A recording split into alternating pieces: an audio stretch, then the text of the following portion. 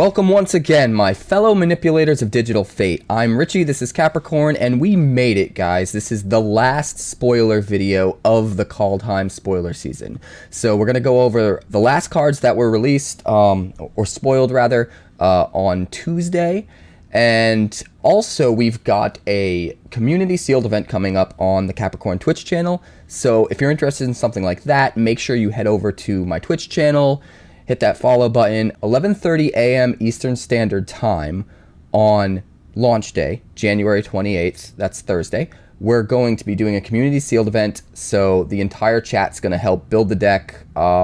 Basically, all decisions are going to default to chat. So, whereas normally I'll let chat, put in their opinion about what should go in the deck, in this case, it's more than an opinion. It's, if I disagree, they went out, and you guys get to build the decks. So definitely head over to that. I'll link that down below. So we're just going to dive right in. So the first cards of the day are Bind the Monster and Depart the Realm. Now, Bind the Monster is a 1-mana enchantment aura. It's for 1 blue.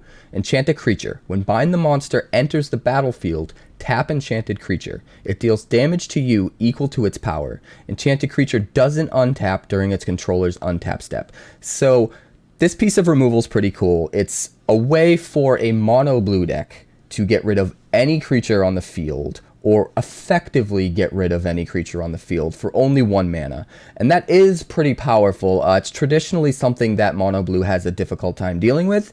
So as a way for removal light decks, or maybe decks that are using colors that aren't traditionally having a lot of removal available to them, as far as limited's concerned, this card can be pretty good, right? Any kind of removal that can hit any creature in blue, you should take note of, because it's very rare. But the fact that you take damage equal to the creature's power is kind of rough. It's sort of similar to a lot of the white spells we've seen where you can deal damage or kill a tapped creature. It's like that creature gets to attack you first before you get to deal with it, and in a lot of ways this card is similar to those types of spells. So I don't expect this to see a ton of play, especially in constructed, but in limited, depending on the archetype you're trying to draft, you could be desperate for removal, and something like this where you don't have to come out of your comfort zone as far as color is concerned in order to slot in some removal, it could really work in the right deck. As far as Depart the Realm, now this is a 2-mana instant, 1 blue and 1. Return target non-land permanent to its owner's hand, and you can foretell it for a blue. So, we see cards like this every set. Return any permanent to owner's hand. I mean, you can hit something that's giving you trouble on the opponent's side. You can hit your own stuff if you want to replay things to get enters the battlefield abilities, or if you just want to save your guy from a piece of removal that your opponent's using. The fact that you can foretell this earlier in the game, and then at any time just have this ready to go for only 1 blue instant, does give it some extra value, I think, and I wouldn't be surprised to see this popping up a lot in the limited decks. Moving on, we've got Mistwalker and Mists of Litjara. Now, Mistwalker is the last blue changeling that we finally got. This is a 1/4 for 3, 1 blue and 2. Shapeshifter with changeling, has flying, and you can pay 1 blue and 1 to give it +1/-1 until end of turn. So it's kind of like a very mini morphling with flying and changeling.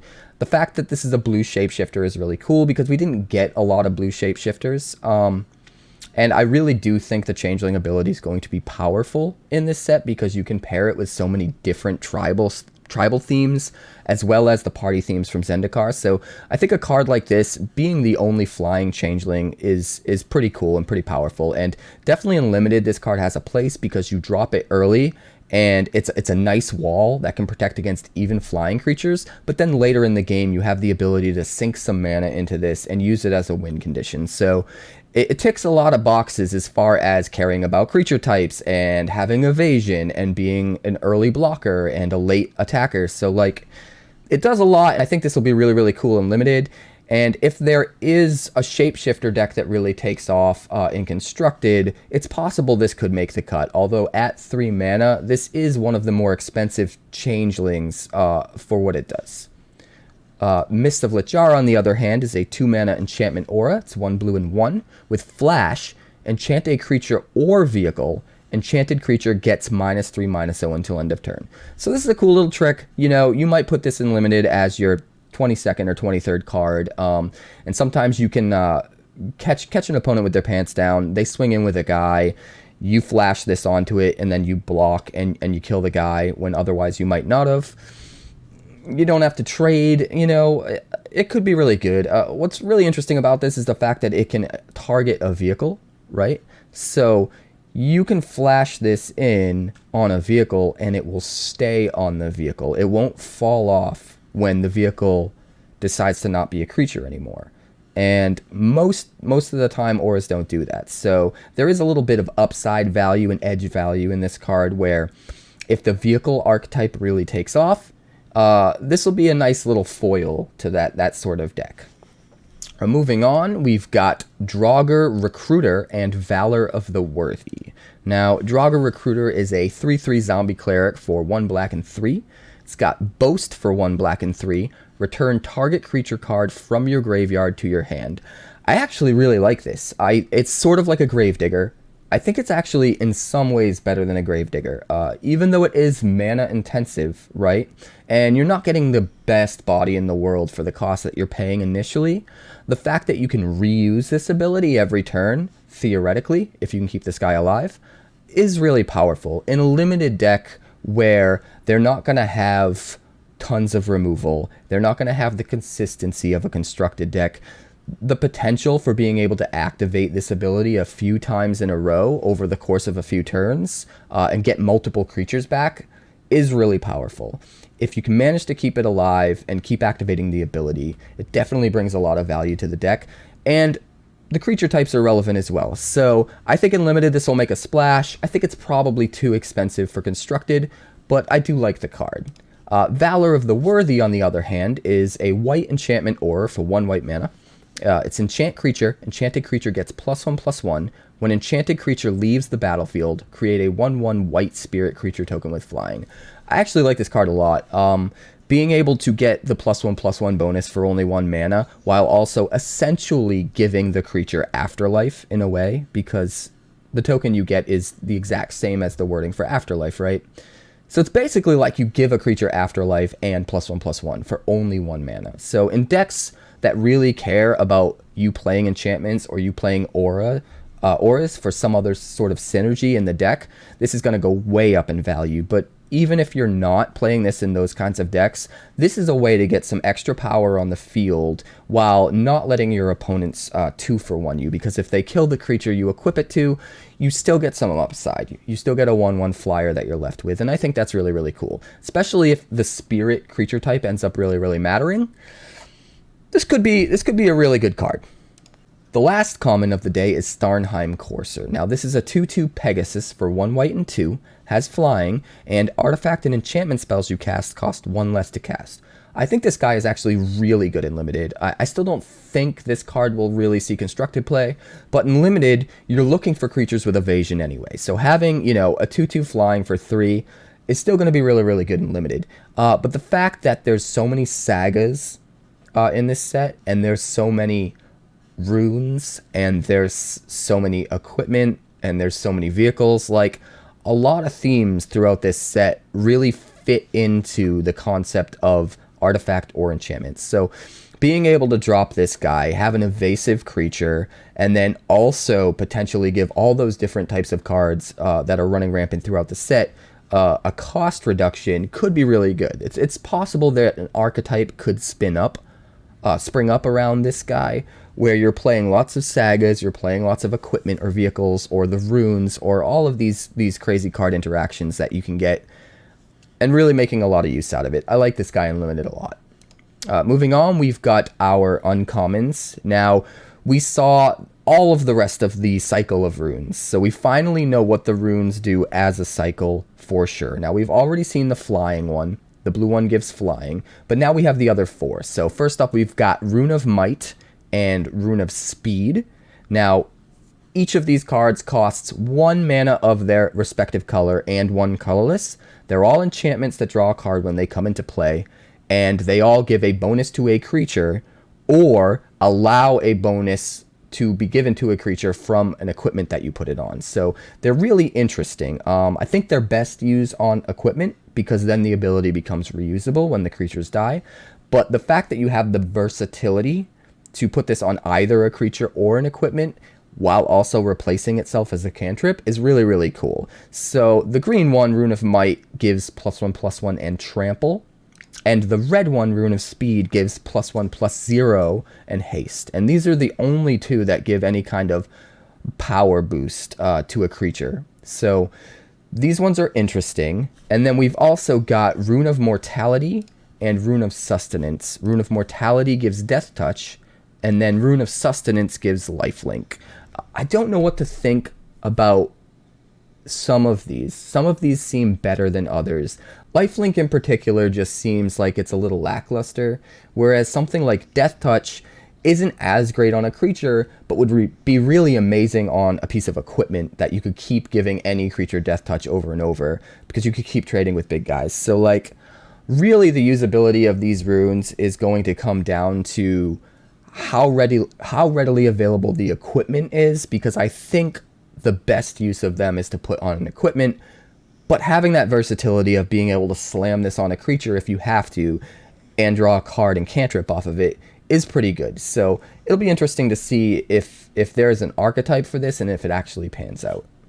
Moving on, we've got the last uncommon of the day. This is Elven Bow. Now this completes the cycle of equipment we've seen, one for each color, where if you pay extra mana when it enters the battlefield, you get to make a token creature that you attach this to. This one in particular, I think, is one of the better ones. For only 1 green, you get an equipment that gives +1/+2 in reach with an equip cost of 3. But if you pay 2 colorless when it enters the battlefield, you can create a 1/1 green elf warrior creature token and attach this equipment to it. So for 3 mana, you get a 2/3 reach. That's not bad. It's not awful. It's decently on rate. But the fact that when it dies, it leaves behind an equipment that makes any creature get +1/+2 in reach can be super powerful, especially in green where traditionally you have a difficult time dealing with flyers. This is a way for you to consistently deal with flyers throughout the game. Rather than having a green piece of removal that kills one flyer and then you have trouble dealing with the next one, now you've got this piece of equipment where you can make your biggest guy just be able to block any flyer that they have, and they have trouble dealing with it. So I think this is one of the better cards in this cycle, and it's going to be really fun to try to utilize this in draft in particular. Moving on, we've got Vengeful Reaper. So I lied. There was one more uncommon. Actually, there's two. There's 2 more uncommon. So the first up is Vengeful Reaper, and the other is Great Hall of Starnheim. Now, Vengeful Reaper is a 2/3 Angel Cleric for 1 black and 3, has Flying, Death Touch, Haste, and Foretell for 1 black and 1. That is so much crammed onto one card. Now, in Constructed, I do feel like this guy's a little overcosted. In the kind of decks he wants to go in, it's going to be really hard to find time to pay 2 mana to foretell him ahead of time, and it's also going to be hard to justify paying an entire 4 mana for just 1 Death Touch creature. But the flying and the haste does help, so is there room for this in a Constructed Death Touch deck? Maybe. But I think where it really shines is in any kind of limited format like Draft or Sealed. You absolutely slam this. The ability to be able to trade with literally any creature on the board because it has Flying and Death Touch is pretty powerful. And the fact that it has 2 power means that even if it gets double blocked by something, you can kill both creatures. So there's a lot of interesting edge value associated with this card, and being able to foretell it means that you can set it up on a turn when otherwise you may not be able to play 2 things, and now you can. So there's a lot of cool little things I think you can do with this card, and I think it's actually going to be really good in Limited because it can trade with any big creature even if they have Flying, and that's kind of rare for Death Touchers to do. Great Hall of Starnheim, on the other hand, is the last of the cycle of lands we've seen for each double color guild. So this one comes into play tapped, adds 1 black mana if you tap it, and you can pay 2 white, 1 black, tap it and sacrifice it, as well as a creature you control, to create a 4/4 white angel warrior creature token with flying and vigilance. You can only activate this ability anytime you could cast a sorcery. So there's a lot of restrictions on this card, right? First of all, you need 4 mana if you include this land in the mana count. You also need a creature to sacrifice, and also you can't do it at instant speed. So you can't set up any tricks where like you block their big guy with one of your dudes and then you sacrifice it to make an angel. You have to commit to it on your turn at sorcery speed. So because of all these hoops to jump through, I don't think it's as good as some other people out there seem to think it is. I do think it can find a home. If you have an aristocrat style deck where you're looking to get rid of your creatures anyway, this could be some nice added value and a way of having a sack outlet for one of your small negligible creatures that you want to get in the graveyard anyway, and then getting a bunch of value for it while generating this bigger flying angel. It'll also be interesting to see how well this slots into the angel deck in Limited, because angels seem to be really pushed, and I feel like that deck could be really, really strong. So having a land that can create a big angel in the mid to late game for you to have as a win condition and to contribute to your angel synergies could end up being very relevant. But moving on, we've got the rares. Now, the first rare of the day is one that leaked a while back. This is Rune Forged Champions. So this is a 2/3 dwarf warrior for 1 white and 2. When Rune Forged Champion enters the battlefield, you may search your library and or graveyard for a rune card. Reveal it, put it into your hand. If you search your library this way, shuffle it. You may pay 1 rather than pay the mana cost for rune spells you cast. Now, I don't know what to think of this card. On the one hand, he seems kind of overcosted, right? The runes don't do a whole lot, so being able to fetch 1, it's cool, but it's not game breaking. It's a 2/3 for 3, so it's not like super on rate as far as its stats. What makes it really interesting is the fact that you can run all 5 color of runes theoretically in a mono white deck, because once this guy hits the battlefield, now all of your runes just cost 1 colorless mana. You don't need colored mana to play any of them. So not only do they get the cost reduction, but they also lose their color identity as far as playing them is concerned. So it could end up being powerful, right? When you take into account that every rune cantrips when it enters the battlefield, you play this guy for 3, you fetch any rune at all, you play the rune, you draw a card, and the rune only costs 1. And if you have enough runes in your deck that you already had maybe another one sitting in your hand, now you play another rune for only 1, you draw another card, all of a sudden you're adding 2 keyword abilities at least to any creature you want, and at best to an equipment.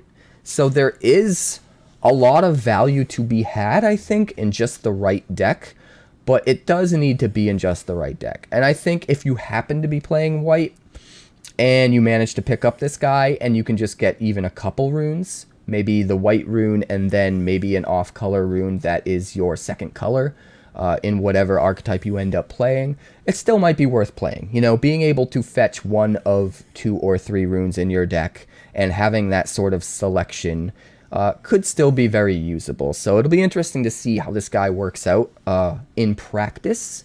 I could see it going either way. Moving on, we've got the Icebreaker Kraken.